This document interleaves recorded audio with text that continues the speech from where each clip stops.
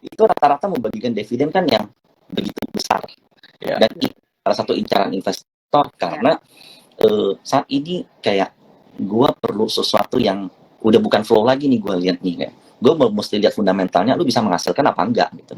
Nasdaq yang rally itu bukan semua tech, tapi rata-rata company yang memang udah membukukan profit atau earning. That's why ini aku lihat ya, saat ini kan sayangnya ya, hampir semua pemerintah atau hampir semua government itu ngeluarin kebijakan enggak mungkin pivot dalam waktu dekat. Jadi kayak dia dovish tiba-tiba jadi hawkish tuh jarang banget. Saat ini Powell aja ngeluarin statement kalau dia bullish di kalau dia dovish itu hati-hati banget gitu. Dia kayak bilang interest rate udah peak lah, anggap dia mengatakan inflasi kita udah nggak worry lagi. Tapi dia juga bilang saya siap menaikkan suku bunga kapanpun kalau dibutuhkan gitu. Nah itu kan selalu statement yang gampang kan, terus selalu kayak kas elit lah gitu. Ngomongnya tuh selalu ada dia ngomong A selalu ada plan B-nya gitu. Dia ngomong B selalu ada plan A gitu. Begitu juga dengan Bank Indonesia yang enggak memotong rates. Saat ini kan kita di level berapa ya? 575. 575 tinggi loh. Sebenarnya 575 dengan suku bunga The Fed 4 something, kita tuh menarik apa enggak sih? Sebenarnya enggak gitu.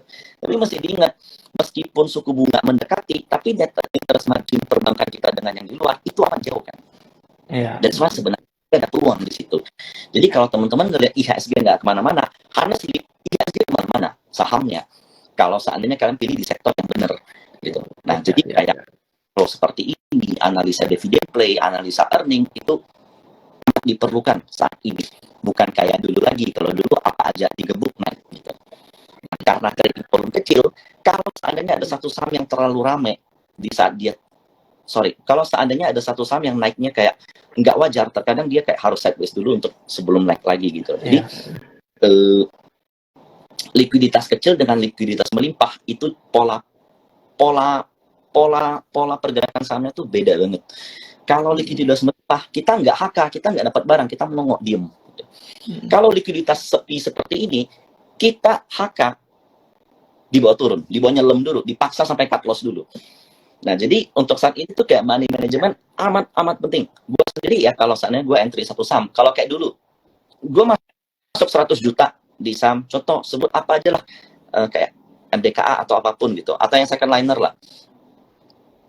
Kalau blue chip, anggaplah, let's say kita masuk 1M, MDKA masuk 1M, lu HK MDKA 1M, loh. Kalau dulu, mungkin dia bisa langsung naik kenceng. Tapi kalau sekarang lu HK 1M gitu, plum, ada istilahnya, ada flow yang masuk, dan itu dari lu. Lalu bisa dipaksa cut loss dulu. Gitu. Karena likuiditas tuh turun. That's why kayak di saat momen likuiditas seret seperti ini, money management tuh penting. Kalau masuk sedikit-sedikit, kemudian kalau mau beli, usahain di spare bawahnya agak lebar, karena ARB kan udah normal. Dulu 7% itu, sekarang 7% itu even setengah dari nilai terendah di hari itu aja belum gitu.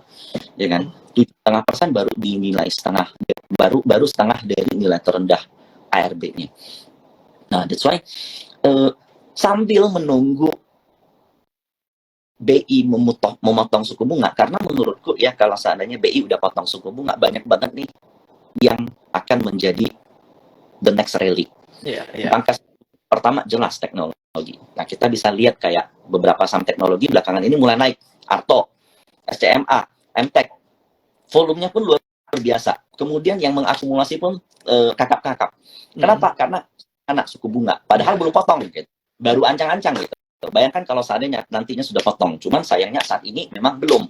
Dan saya melihat sendiri kan, mungkin dalam 1, 2, 3 bulan ke depan nggak akan ada cut rates. Jadi masih, nah kemarin kan naik, lalu stabil, lalu baru potong. Begitu potong dan disitulah baru kalian bisa lihat rally yang ada. Nah, jadi selama sebelum cut rates itu, I think akan jauh lebih wise kalau kalian enggak terlalu all out di stock market.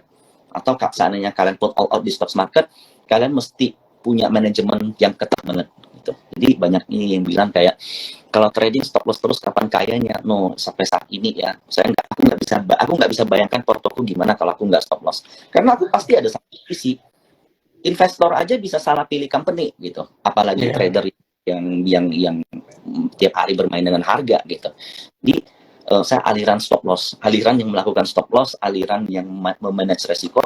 Jadi di mana kalau seandainya posisiku salah, aku harus admit gitu. Jadi saat ini saham yang bagus banyak, tapi pergerakannya secara teknikal karena likuiditas yang seret itu bisa ngejebak kalian juga. That's why kalian perlu punya manajemen money management yang penting. Gitu. Oke. Berarti kan tadi katanya perlu money management, jadi jangan full di saham, perlu ada yang disimpan di yang lain juga. Dan tadi kan sempat di-mention suku bunga udah lagi di puncak nih. Ini sebenarnya kayak sebenarnya kalau karena gue di bibit gitu ya, ada multiple asset class, ini sebenarnya sebagai signal sih, bisa nyari cuan di tempat lain. Jadi kalau sebagai trader, jadi kalau nggak full di saham, menurut Mike bisa baiknya jadi gini, di mana lagi?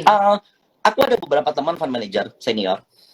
Gue nanya sama dia, kalian bullish nggak sama ISG? Dia jawabnya enggak, masih belum gitu. Gue tanya kenapa? Alasan reason yang dia sebutkan mulai dari suku bunga, kemudian GDP, lalu kemudian dia melihat komoditas turun. Tapi dia bilang equity kita bakal dapat limpahan flow kalau seandainya nanti ya bonds itu udah mulai diserbu sama foreign. Seandainya kita punya apa? Jadi teman-teman tuh kadang masih banyak loh yang sering nanya sama aku bonds itu apa. Jadi bonds itu surat utang negara yang dikeluarin sama negara. Jadi istilahnya negara tuh berhutang, ngenawarin nama kita dalam bentuk kupon, kalian bisa beli dan kalian benefit buat kalian apa? Negara bagi bunganya ke kalian gitu, dan bunganya dibagi ke kalian kayak mungkin setiap 1 bulan, 2 bulan, 3 bulan, ada yang setiap 1 tahun atau bahkan ada yang hitungannya tiap hari.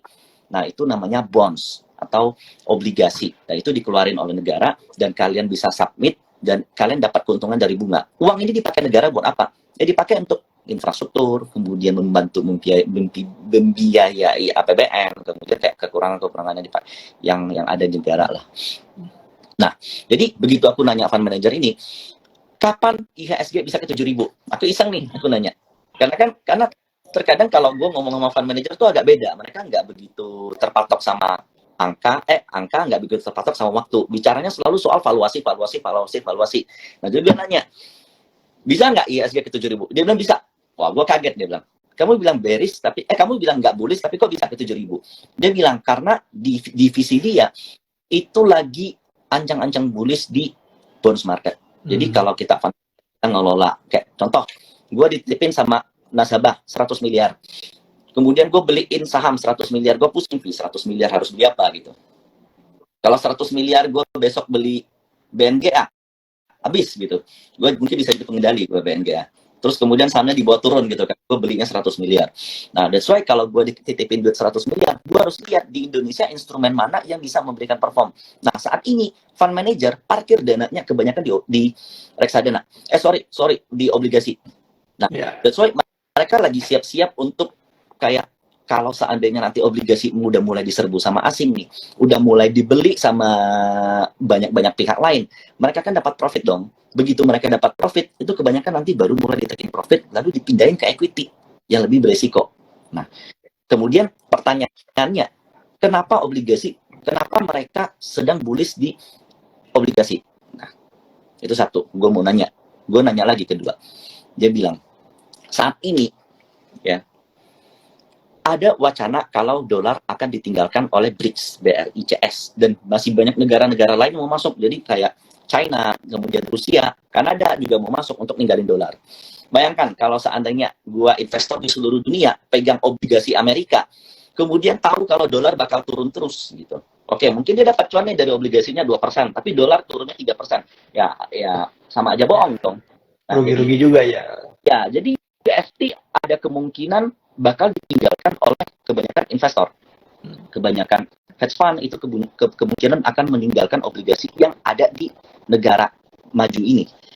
Dan dia akan memindahkan porsinya sebagian ke negara maju yang lain atau ke negara yang masih berkembang. Nah, salah satunya adalah negara kita. Jadi, apakah gue kemudian nanya lagi, apakah benar kalau bonds kita itu dilirik oleh asing? Apakah mungkin? Dia jawab juga, ini mungkin banget. Nah, gue tanya dong, alasannya kenapa? Pertama ya, katanya ya, foreign itu setiap hari ya menganalisa kondisi politik kita. Gua nggak tahu benar apa enggak gitu. Tapi I hopefully this is benar. Jadi foreign lagi melihat kondisi politik kita, di mana kalau politik kita lancar, politik kita aman, mereka bullish di kita. Itu satu. Kalau mereka bullish di kita, mereka belinya apa? Saham nggak? Enggak dong. Mereka belinya tuh di pasti obligasi dulu. Nah, ketika mereka beli di obligasi, harga obligasi jadi naik. Nah, jadi korelasi antara suku bunga dengan obligasi itu kalau suku bunga dipotong, harganya akan naik. Betul. Suku bunga dipotong. Ya, obligasi jadi mahal. Nih? Tapi mahal ini artinya persennya turun loh gitu. Jadi mesti ingat kebalikannya. Aku kadang-kadang masih suka salah sih kadang. Jadi kalau obligasinya turun, dia minus gitu. Contoh dari 6,7 jadi 6, itu artinya harganya jadi naik dan itu profit kalau seandainya obligasi yieldnya minus. Nah, jadi begitu obligasi yieldnya minus, disitulah baru nanti akan ada kelimpahan dana ke equity atau stock market. Nah, kapan obligasi ini bakal mendapatkan flow? Itu forecastingnya kebanyakan rata-rata sampai di lambat-lambatnya itu di Q4 2023. Dan mungkin sedikit data aja nih buat nambahin yang tadi Om Mike udah ngomongin soal asing tuh tertarik ke obligasi Indonesia, atau misalnya tadi di Amerika kan lagi rada makronya berat ya, jadi pada ngeliat negara-negara kayak Indonesia. Sebenarnya in terms of data, kalau misalnya kita ngeliat foreign flow ya, foreign flow ke obligasi Indonesia year to date tuh udah inflow 70,6 triliun. Jadi udah net inflow tuh 70,6. Sedangkan net inflow ke saham tuh ya baru 16 triliun sih.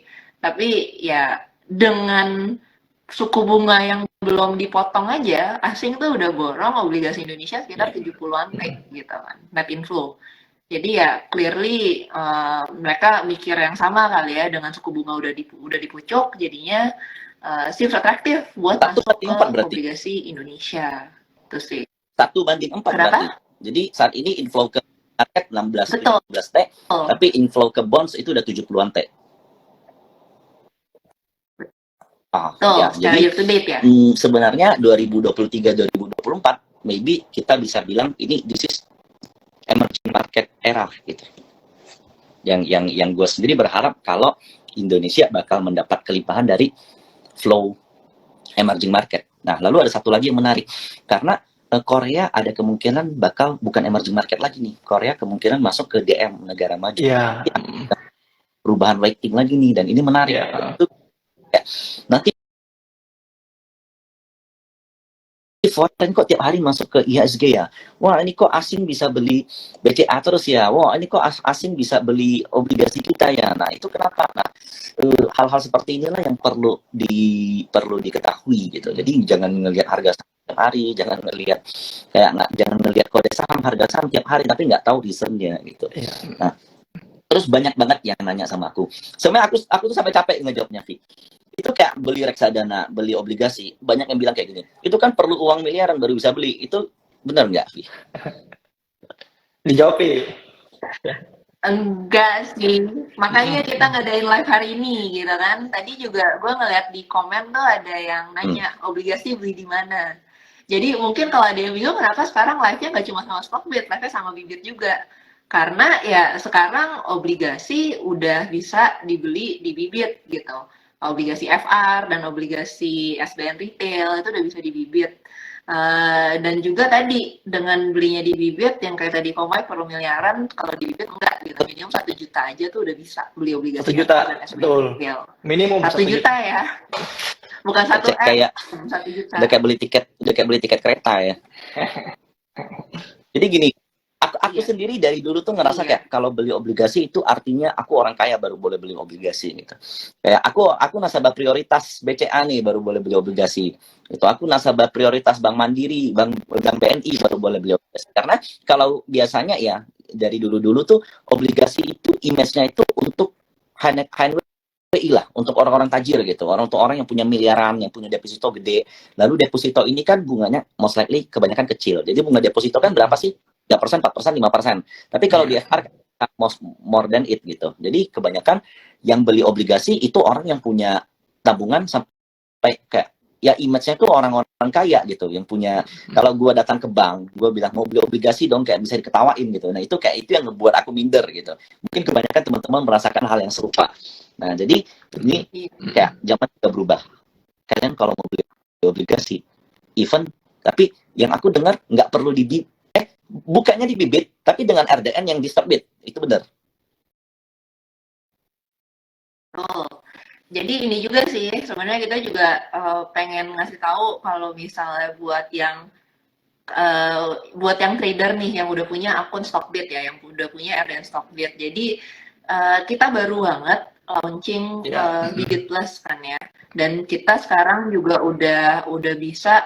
Jadi kalau kamu punya RDN Stockbit, kalian tuh RDN-nya udah bisa langsung nyambung tuh dipakai di Bibit. Jadi misalnya ya, contoh ada beberapa orang punya cash nih di masih belum pakai lah, masih tadi either karena money management atau lagi nggak enak diparkir lah ya, cash, atau misalnya lagi diparkir, atau misalnya let's say kalau misalnya gue fundamental, gue masih nunggu saham turun nih biar gue bisa belinya harga lebih murah.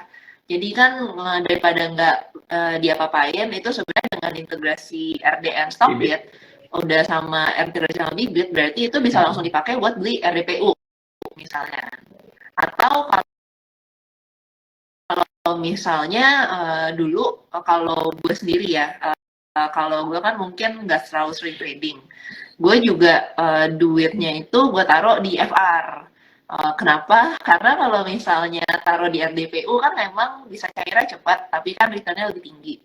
Sedangkan kalau misalnya di FR kan return dan kuponnya lebih tinggi tuh, tapi tetap sama, cairnya bisa kapan aja. Jadi, sorry nih aku potong nih. Ini agak terlalu dalam nih. Soalnya, jadi gini, seandainya gue punya 100 juta di RDN, stok gue punya saham, let's say 30 juta. Kayak gue beli saham, kayak gue punya Astra, gue punya BCA, contoh. Gue punya Arto, contoh. 70 juta nggak gue pakai. 70 juta ini gue bisa beliin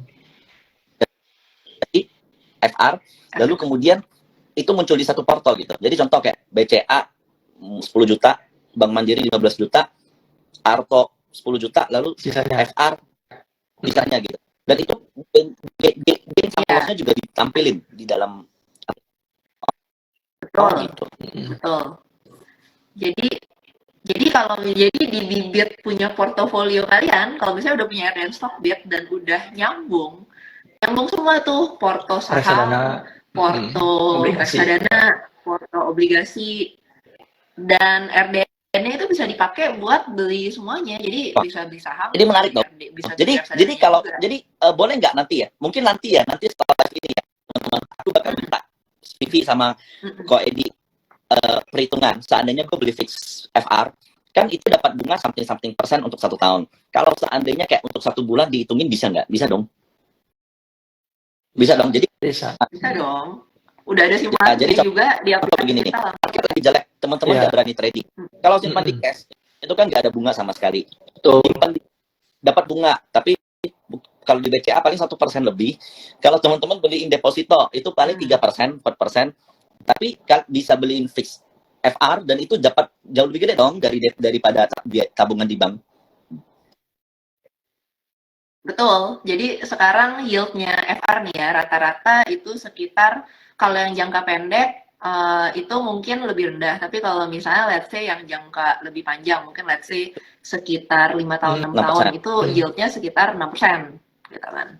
Tapi gini, walaupun yield-nya 6%, kalau misalnya gue nggak pegang sampai jatuh tempo juga nggak apa-apa. Kan gue suatu saat gue ngerasa saham udah bullish, atau ada saham yang menarik, gue bisa jual kapan aja.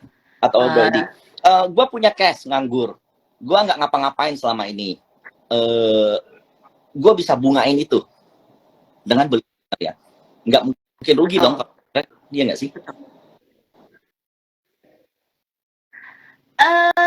Ya kalau suku bunga naik lagi kan harga obligasi turun ya Mike ya. Ya masih bisa, tapi kan justru karena sekarang tadi kita mikir suku bunga udah dikucuk kan, jadi justru malah bisa dapat extra capital gain gitu. Karena gini, bedanya sama saham kan, untuk saham kembali ke harga wajarnya itu kan bisa makan 5 tahun, 6 tahun, 10 tahun, atau even kadang nggak sampai ke harga wajarnya pun bisa, ya. Tapi kalau fixed rate kayak dia ada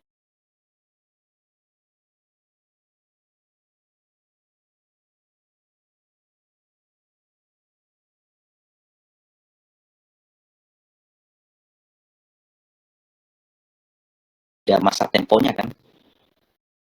Contoh kayak ada berapa tahun aja sih, kayak 5 Kalau tahun, 6 tahun, 10 tahun, atau ada yang di bawah 1 tahun, ada satu tadi lu bilang kan benar tuh, Mai. Kalau misalnya sahamnya udah turun, gue nggak ada jaminan kapan lagi sahamnya naik. Kalau yang ini gue tahu, kalau misalnya gue beli di 100, harga turun ke 98 gitu ya, bahkan 95. Gue tahu ketika dia jatuh tempo, misalnya contoh jatuh temponya nah, itu setahun dia. lagi, pasti balik Itu ke maksudku. 100. Jadi begini, teman-teman mutusin hedging, kayak udah nyerah saham gitu. Trading udah nyerah lah gitu. Sisa saham-saham invest lah, saham-saham invest mungkin cuma 30%, 40% atau 20%. Ada dana 70%, 80% nggak dipakai atau 50%. Mau ditarik, dipakai untuk jajan ya itu it's okay. Tapi kalau kayak selama ini ada di cash nggak ngapa-ngapain, itu kan jadi kasa ya. Istilahnya jadi kasanya bank dong. Ya kan? Nguntungin bank dong. Itu karena masuknya ke bank loh, bukan sekuritas. Kalau seandainya kalian punya cash lebih dari T+2. Nah, kalau kalian beli FR, di saat fixed rate mau mahal atau mau rendah, contoh kalian pakai 1 tahun, selama 1 tahun nanti pasti balik lagi. Contoh, gue beli 50 juta FR, gue dapat kupon plus 50 juta. 50 juta ini pasti dapat 50 juta kalau gue nggak jual, kalau dia udah jatuh tempo. Betul. Nah, dan selama momen itu, contoh, gue baru beli fixed rate 3 bulan nih, tiba-tiba market bullish gitu. Tiba-tiba Cik Vivi bisikin gue nih, ada saham apa nih gitu yang bakal naik nih, bisikan dari siapa gitu. Bisikan dari insider atau dari konglo mana, katanya ini bakal naik nih 30%, 40% nih dalam waktu 1 bulan ke depan. Aku baru habis beli FR 3 bulan gitu, atau baru beli 3 bulan. Aku mau jual lalu pindahin ke saham, bisa? Bisa. T plus berapa? Karena bisa dijual kapan aja. T plus 2 kalau FR. Nah, yakin ya? Jadi benar yakin, karena settlementnya itu jadi kan jadi settlementnya kan lewat sekuritas kan, jadi mirip-mirip sama kalau saham. T plus 2 sebenarnya iya nggak sih? Liquid banget dong. Kenapa? Liquid. Sorry. Betul, liquid banget. Oke, benar. Dan ini aku dengar gosip nih, kemunculan kalian ngejualin fixed rate dengan nominal 1 juta ini banyak ngebuat money market tuh kebakaran gitu, karena kalian itu karena kalian itu salah satu yang ngejual dengan fee yang paling rendah ya. Iya, ini benar, karena soalnya jadi ini baru ngeliat nih di komen, ada yang bilang selisih harga jual beli bisa 3%, atau ada fee yang lain gitu kan di kolom komentar. Jadi ya sebenarnya justru karena kita mulai jualan ini, kita definitely kalian bisa cek sendiri harganya di aplikasi Bibit, kita spreadnya nggak 3% sih, kita nggak ada fee 3%. Inilah kenapa kalau bisa di bank-bank, miskonsepsinya itu kan jualan FR, transaction fee aja bisa 1% buat fee apalah gitu kan. Kemudian spreadnya juga 1,5%. Lu bayangin Mike, kalau misalnya suatu obligasi yang returnnya 6-7%. 2% atau 3% udah dipotong sama fee bank atau dengan harga spread yang tinggi gitu. Return gue udah hilang setengah dong. Itulah kenapa fee itu sangat penting buat instrumen obligasi. Makanya di Bibit we want to make it as transparent as possible. Kita nggak ada fee yang tersembunyi. Dan untuk spread harga juga kalian bisa melihat sendiri. Itu for most of the FR, apalagi yang jangka waktu pendek, itu spreadnya kecil sekali gitu kan. Dan itu kalau dibandingkan sama bank-bank lain juga kita lebih kecil. Itu sih. Kita nggak ada transaction fee, jadi kalau misalnya spread, kalau misalnya kalian bisa lihat on average mungkin sekitar on average 50 basis point kali ya. Tergantung seri ya. Ada yang lebih rendah. Tadi ada yang jawab tuh di bank tetangga 3%. Kita enggak ya, kalian bisa ngeliat sendiri spreadnya tergantung jatuh tempo. Jadi kalau kalian mau yang spread perbedaan harga beli dan jualnya itu paling rendah, biasanya kalian cari yang jatuh temponya lebih pendek tuh. Jadi 1 Biasanya miliar, spreadnya di situ 1 lebih miliar rendah. tuh 30 juta ya Kalau nggak sih yang kalau 3%? Iya nggak sih? Ya 30 juta kan? Iya, Bayangin, 1 betul, miliar kalian betul. 60-an juta, tapi Iya. dipotong 30 juta, bayangin. Nah, kalau di bibit, kalian bisa beli lebih murah. Ingat ya, hukum market itu selalu seperti itu. Kalau kalian bisa beli dengan lebih murah, kalian bisa beli secara eceran, harusnya lebih mahal. Ya kan? Kalian beli rokok aja, ketengan sama satu kota itu mana lebih murah, mana lebih mahal, ketengan kan? Logiknya gitu. Tapi ini kebijakan. Jadi Iya, spreadnya iya, nggak ada fee tersembunyi. Kemudian ya kayak gini lah. For your information lah teman-teman. Kan produk iya. mereka ini banyak ngebuat Dan orang lain ini kebakaran. For your information. dan ini gue ngeliat di komen juga nih, ada yang komen tetap ada spread jual beli. Jadi kalau jangka pendek cairin pasti rugi. Ya, dan ini benar. Memang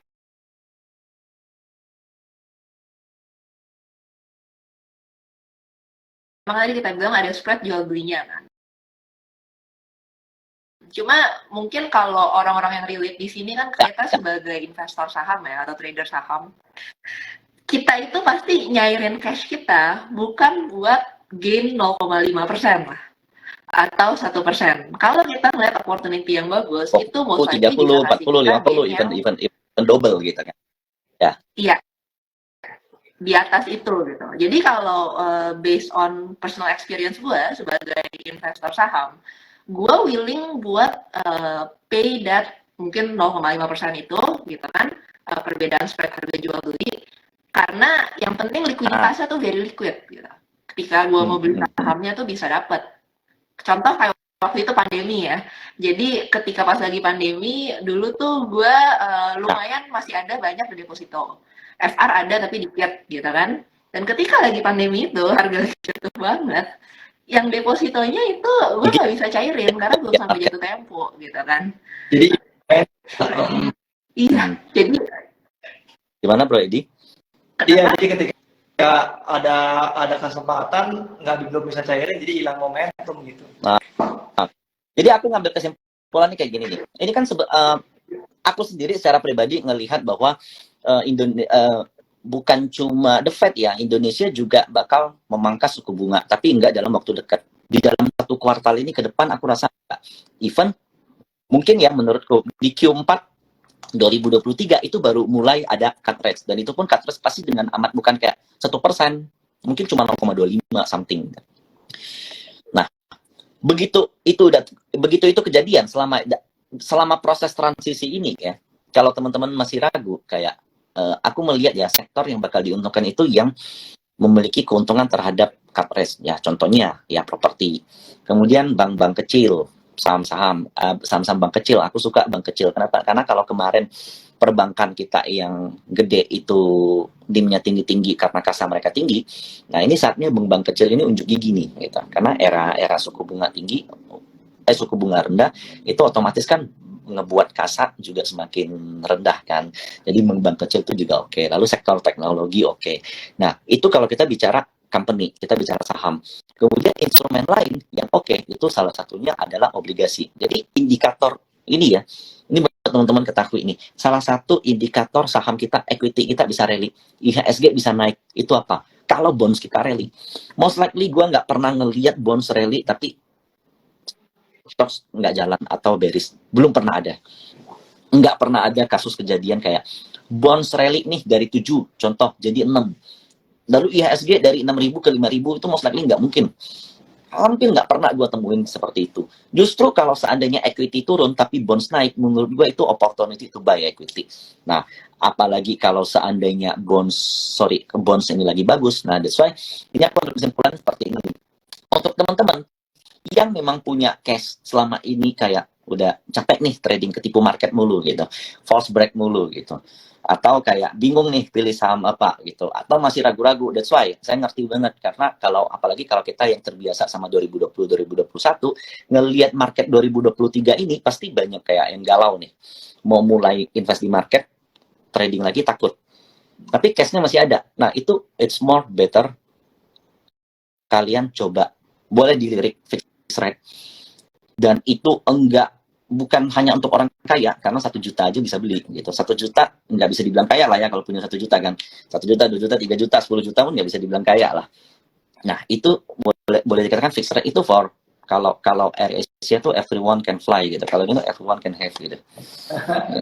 Juta aja kan bisa beli. Tapi itu bukan untuk term yang pendek ya, ingat ya, bukan 1, 2, 3 hari gitu. Tapi itu karena kalian punya view, contoh minimal 1 kuartal atau 2 kuartal, apalagi kalau bisa kayak 1 tahun ke atas, itu cocok banget untuk kalian invest di situ. Nah, sambil coba ngeliat-liat nih, kayak kan di Stockbit kan ada, kan kita punya stock market juga. Mungkin ya ini tergantung masalah weighting aja, 20% di stock market, 30%, 40%, 50%, atau fixed rate-nya yang tinggi atau fixed rate-nya yang rendah, itu tergantung profil kalian. Tapi kalau fund manager itu most likely ya kebanyakan gedenya di obligasi, bukan di saham. Gue pernah nih ketemu temen gue fund manager, dia perform banget sih. Jadi tradingnya dia tuh alpha seeker, dia tuh nyari saham-saham yang punya alpha tinggi. Performnya dia dari dana tradingnya dititipin itu plus 48%. Terus gue nanya, kok fundmu jelek banget performnya, padahal trading lu 48%? Karena porsi equity dia itu cuma 2%. Jadi yang dia tradingin 48%, itu cuma 2% dikasih jatah sama fund gitu.